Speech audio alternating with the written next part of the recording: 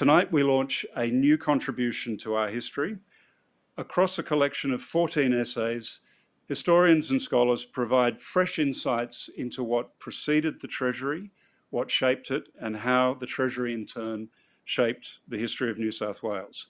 It's a pleasure to be joined this evening by Her Excellency, the Honourable Margaret Beazley, ACKC, Governor of New South Wales, her aide-de-camp, Lieutenant Shannon Richards, the Honourable Daniel Mookhey, Treasurer of New South Wales, the Honourable Courtney Houssos, Minister for Finance, the Honourable Damien Tudorhope, Shadow Treasurer and apparently future Treasurer of New South Wales, on his own account, not mine. Former Treasurers, the Honourable Nick Greiner AC, the Honourable Andrew Constance, and the Honourable Eric Roosendahl. Former Treasury Secretary and a good colleague of mine, Dr. Paul Grimes, PSM, Clerk of the Legislative Council and Clerk of the Parliaments, David Blunt, AM, Clerk of the Legislative Assembly, Helen Minikin, and given that the Treasury and the Audit Office fought incessantly from 1827 to about the end of the 19th century, it's terrific to have with us tonight the Assistant Auditor General, Aaron Green. Also with us, my good colleague, T Corp Chief Executive David Deverill, and Treasury staff, and I particularly want to pay tribute to Treasury staff who've given more than 25 years service, including Susan Timmins, Melissa Power, Richard Cox, Roland Stanmore, Ziggy Legends, Robin Quinn, Julian Carter, Rudy Percher, and Kim Garvey, who's provided more than 40 years service, an unknown number, but more than 40 years. The many members of Treasury staff who've worked to push along this bicentenary project, particularly Greg McGarr and Kelly Hayes, whose teams have ensured that we actually have some physical books to launch tonight and that our bicentenary is marked appropriately. Special thanks to our Associate Director of Policy, Jeff Nelson, for penning a counterpoint introduction to this history from a First Nations perspective. And lastly, many of the authors of this work are in the room tonight, including first among equals, the editor, Adjunct Professor Paul Ashton, who's engaged these esteemed academics and historians and guided the content of the book over the past year.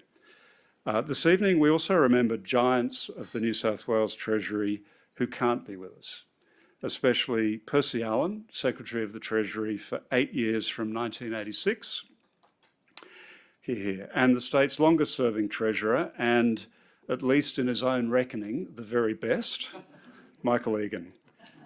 To those to whom much is given, much is required. As the current staff of the Treasury, we are the beneficiaries of the intellect, the courage, and the application of the generations who've gone before us, and we are acutely conscious of our responsibility to leave this marvellous public institution certainly no worse and hopefully a little better than we found it. It's now my great pleasure to introduce the 67th Treasurer of New South Wales, the Honourable Daniel Mookhey.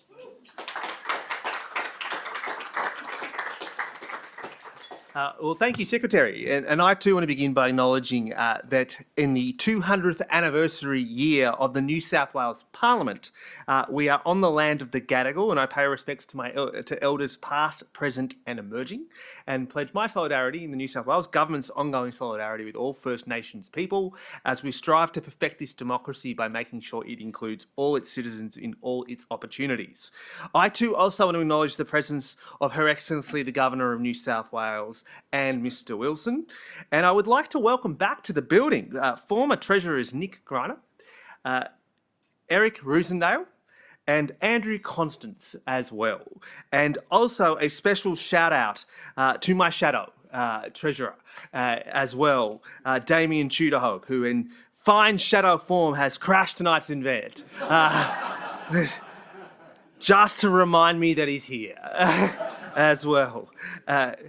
And my partner in fiscal responsibility, the Minister for Finance, Courtney Houssos, I think is joining us very shortly too. I do also want to acknowledge the leadership of the Treasury as it currently is and as it has been. And Dr. Grimes, you're very welcome. It's good to see you again. And just like the Secretary just did, all of us in the Treasury, broader Treasury family, tonight and all year have been remembering the contributions of Michael Egan and lately Percy Allen. And I know, particularly for Treasurer Greiner, Percy Allen's service to your government and the government that preceded you was immense. And I do think it's appropriate that we acknowledge that here tonight as well.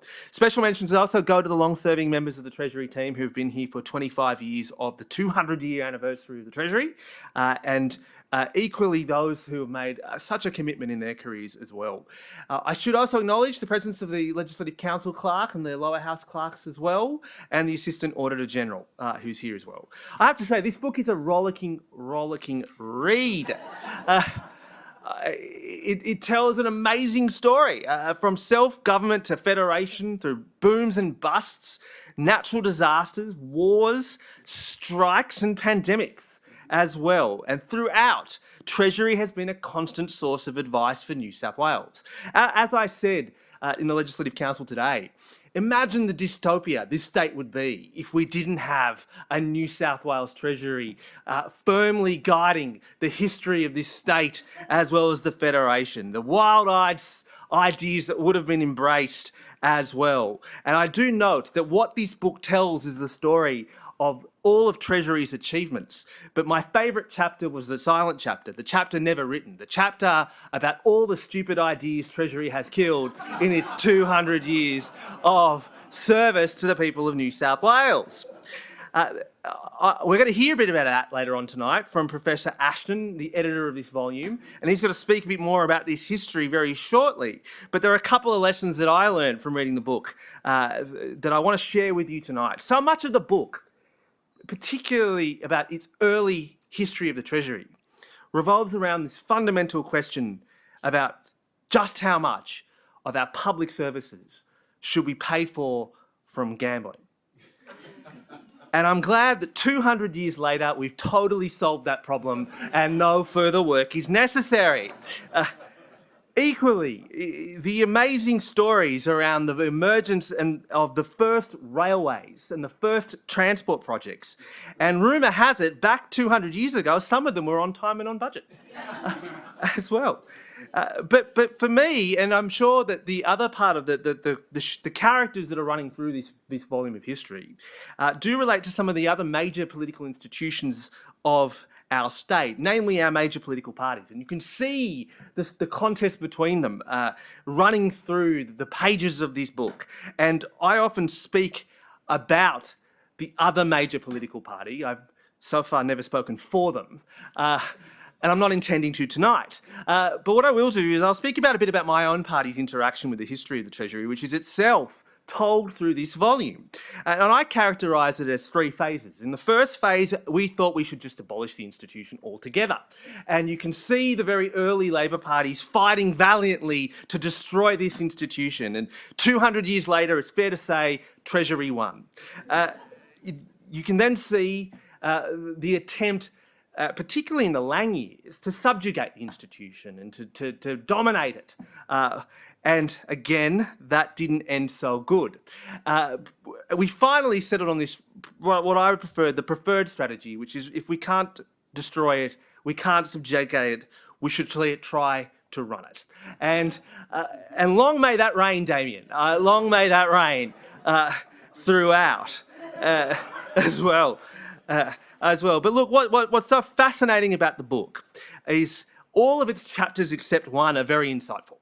All of its chapters except one are worth reading. And the chapter you should not read is the chapter about the gold rush. It's not particularly well written. It's not particularly erudite. It's not particularly insightful. And I only say that because my father-in-law wrote it. And legitimately, that is true. It's my father-in-law who wrote it, which was news to me as well. And I've been waiting for many, many years of my marriage to be able to provide him with a critique of his work, because he's so often willing to provide a critique of mine as well. But it is a rollicking read. It really, it is such a fascinating history to tell. But it's also a spur to further action about what we can achieve in the 200 years to come. Of course, there are many challenges that are ahead of the state. There are many questions for which fine financial expertise needs to coincide with insight about our history. And what better way in which to guide us into the future and to spur our work to go on for another century or two for future generations. Let them look back at this book as such a fine volume and a fine history of where we've been, but let them also draw lessons about where we need to go. Thank you all for the contributors who contributed to it. Thank you to the professor who did it. For what it's worth, we've printed 200 copies, namely because I cut the budget for any more. Should the volume sell out, we look forward to a future volume budget bid that we may or may not approve. Thank you very much.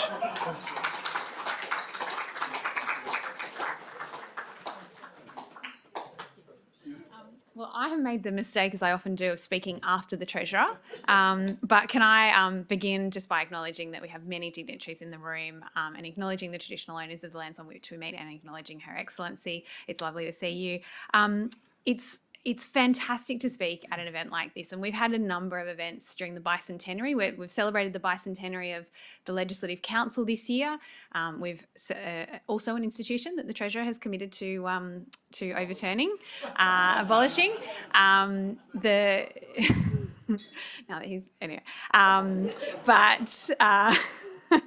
but this year, as we celebrate 200 years of the Treasury, it's been a wonderful opportunity for us as the current custodians to engage and to meet with so many of the wonderful people who are currently working within Treasury. And I know that there are lots of former Treasurers and former Treasury Secretaries here tonight who are participating in this particular celebration. I love this book, and I have to say I've been carrying it around Parliament today, and the Treasurer was speaking about it in question time, and I was carrying it around. We're cementing our position as complete nerds amongst the Parliament, amongst a particularly nerdy group of people.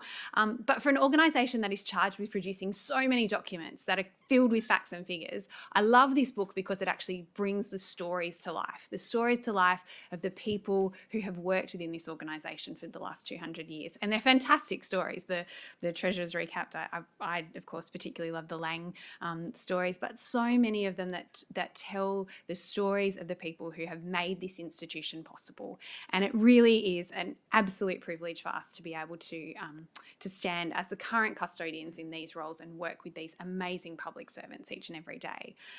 One of my favourite authors, Ryan Holiday, who writes a lot about Stoic philosophy, I read something from him recently, and he talks about how sometimes when we think about the history, we think about things being in black and white, and that's because they're the pictures that we see, and that's the experiences that we draw on. But I think books like this bring those stories to life and make us remember that the amazing history and the amazing stories that occurred over the last 200 years are worth preserving and worth remembering in a time of 200 years, but they bring that history to life, and it's an amazing and vibrant one. So can I say thank you very much to everyone who's come tonight. Thank you very much to the Treasury officials who we get to work with each and every day, led so ably by the Secretary. And it's a wonderful opportunity to celebrate 200 years and maybe another 200 and beyond that as well. So thank you so much.